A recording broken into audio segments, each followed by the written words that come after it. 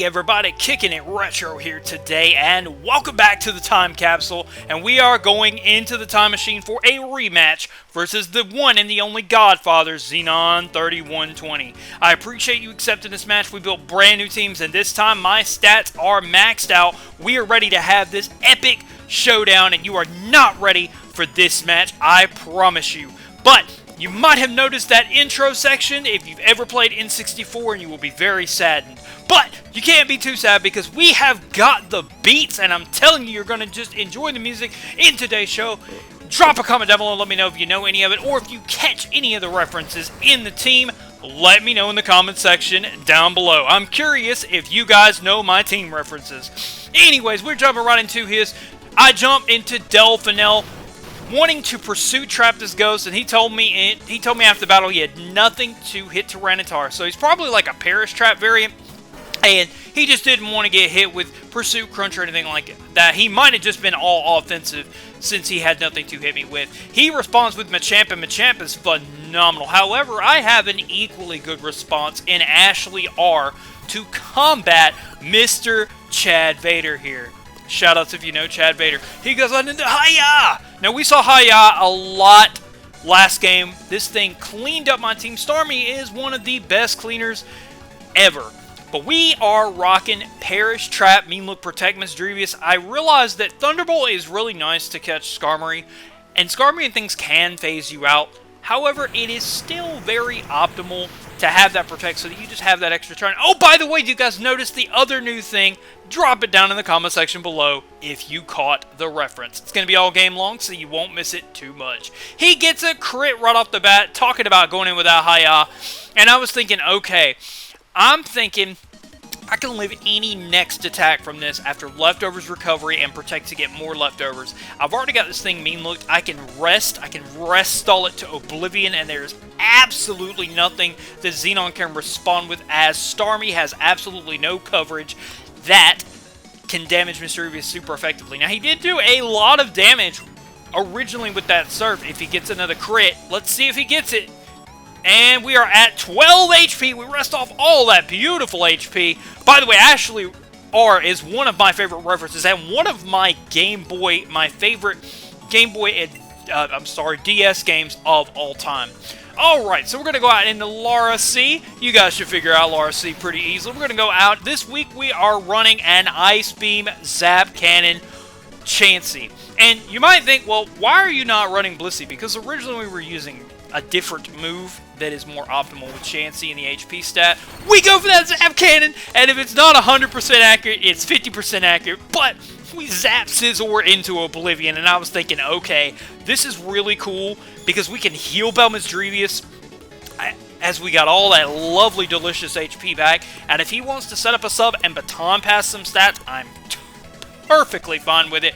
We are going to be the Toll Keeper in this case scenario, because Ashley R can put a stop to this right now. If he baton passes some stats, that's cool. I'll drop a Perish Song, and whatever he baton passes into doesn't have a lot of turns to attack and will be forced out, which is phenomenal. And then, of course, we still have a paralyzed Scizor to go with it. So he does get fully paralyzed right there. The Perish count is 3. If you baton pass to get out of it, then he'll also lose the other member, so I'm good with it. He's probably going to get out of here. He does not want to baton pass and lock anything else into the Perish Trap shenanigans as he brings in MS-DOS. Now, MS-DOS was a really good system. Lots of great games on it, but let me tell you what, Ashley R is not playing around. I am completely content trying to get this thing under wraps here and make sure we get Perish Trap the crud out of Zapdos. Now, once again, I do feel like Perish Gengar is faster, but Misdreavious is also much, much bulkier, because remember in Generation 2, for those of us joining the newer thing of Generation 2 here, these Wi-Fi battles, we have to remember every single thing can get all of those max stats, and that's really, really important. So MS-DOS is going to Thunderbolt. Lara takes that phenomenally.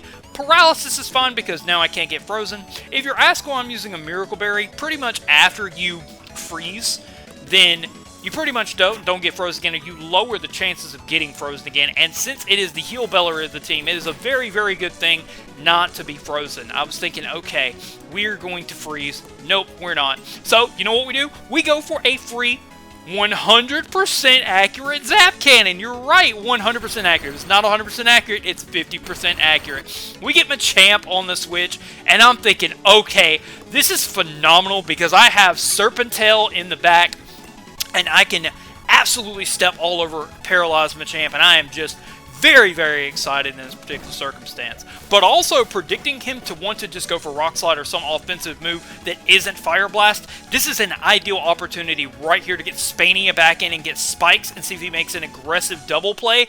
Seeing if I want to go for that Spikes. I know he's probably just going to go Fire Blast, but I'm okay. And I was like, you know what? Nah, I'm going to go for Ashley R. She's at a lot of HP, and she can still check Machamp all over the place. So we are looking at Thunderbolt Zapdos here. Thunderbolt Zapdos, of course, doesn't have the same power level as Thunder Zapdos, which means Ashley R is completely content trying to stop it. But Big Kirby is also very, very content in stopping Zapdos. I actually have a different set for you guys. I think you guys will really, really like it, but we'll get there. There is no substitute for this set, and there it is. Curse Rest substituted Double Edge, but you guys will see some more action of it later on in the match.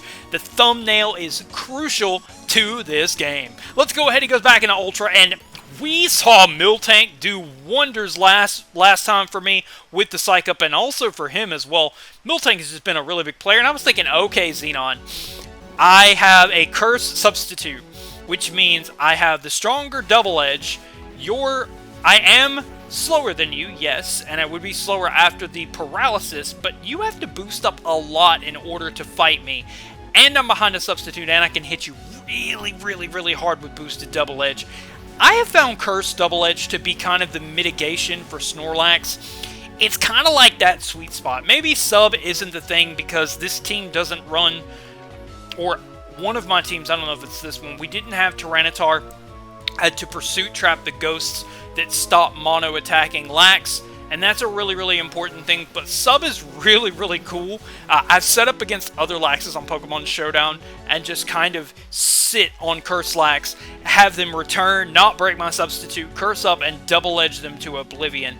And the only thing here is Miltank is naturally faster even after these curses and does have the Milk Drink, which is also going to play a very, very crucial role here. Having that instant access to recovery is so, so important, but also having Body Slam. However, you will see that Body Slam is not quite tough enough to break substitute. So we are just doing the standard Curse War that is, you know, of course what Gold, Silver, and Crystal is absolutely known for. But I'm feeling absolutely comfortable here. I'm at pretty much max HP. I've got 4 boosts under my belt, I do believe. I'm sorry, 5. I can learn to count. So now we both go +6. And I told him in the little Game Boy chat, because you get a little blue screen next to the window when you play TGB Duel. And I was like, we're really doing this, huh? We're really doing this. And I was like, not gonna work, Xenon, because it's a Snorlax. It's Big Kirby. And he responded to that. It's not pink. It is not Kirby. I am the real Kirby. I said, well, Kirby definitely looks different than the last time I saw him. Let's see this damage with Double Edge. Look at that. That is +6 defense, ladies and gentlemen. And look at that damage. That is phenomenal damage. I'm loving it. The Body Slam breaks right off the bat. That tells me it does 25%, but I'm looking at this damage range on Miltank, and I'm very happy with it. We're looking at a 4-hit KO, so basically, barring crits and paralysis weirdness, we pretty much stomp all over it. I mean, it does have to set up Milk Drinks at some point, but Milk Drink only has 16 power points, and Double Edge has a lot of power points. Plus, I have Substitute and Rest alongside Curse, which is, again, the mitigation of having a longer long-term battle. It's really weathering the storm here. So we are behind a substitute at +6.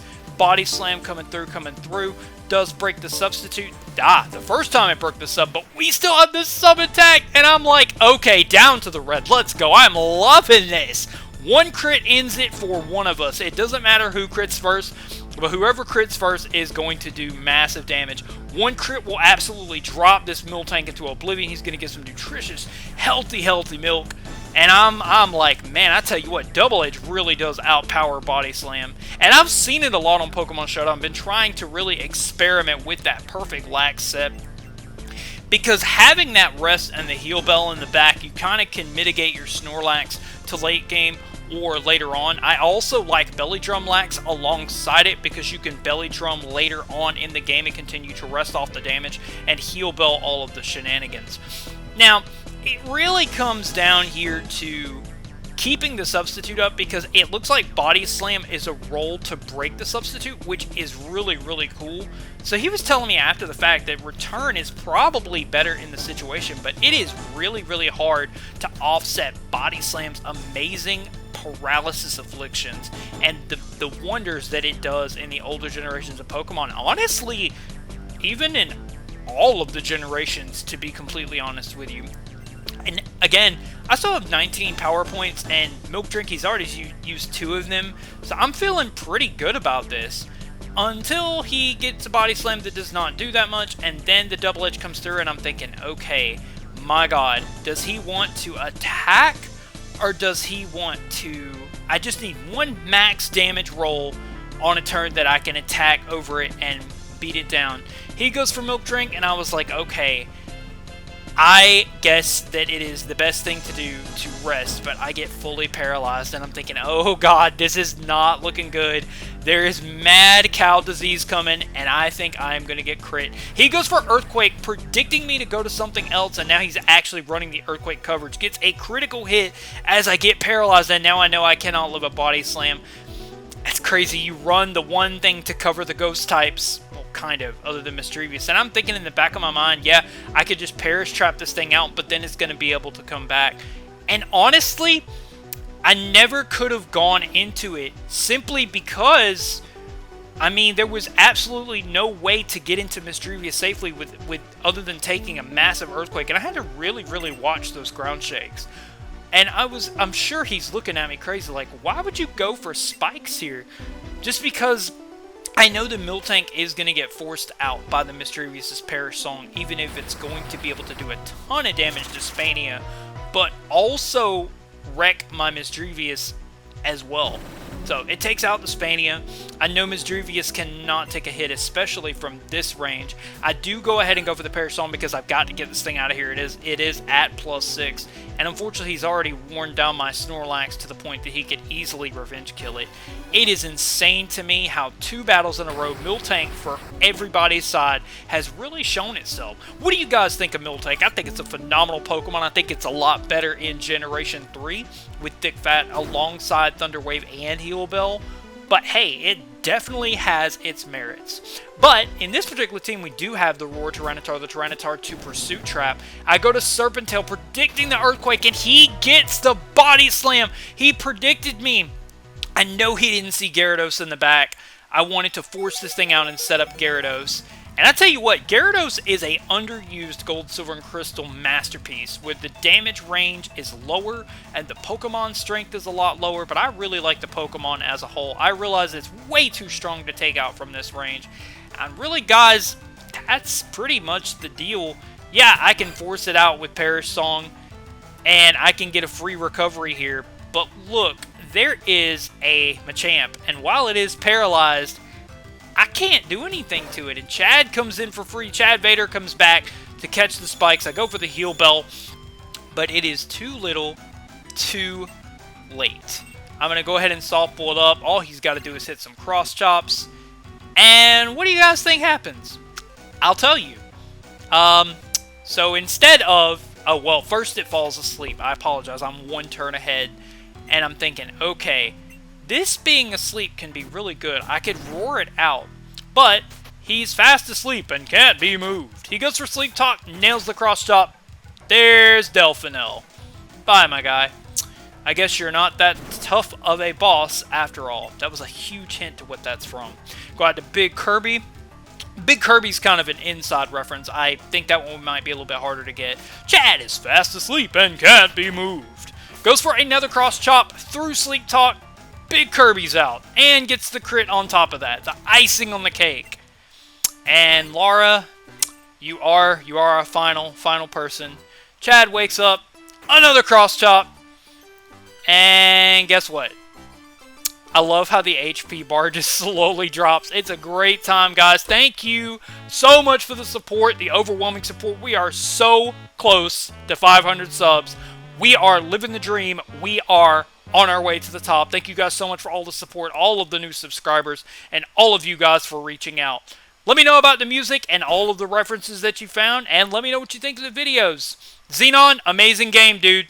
Classic Curse Wars, but that was amazing. Thank you guys. I'll see you next time. Power on, power off.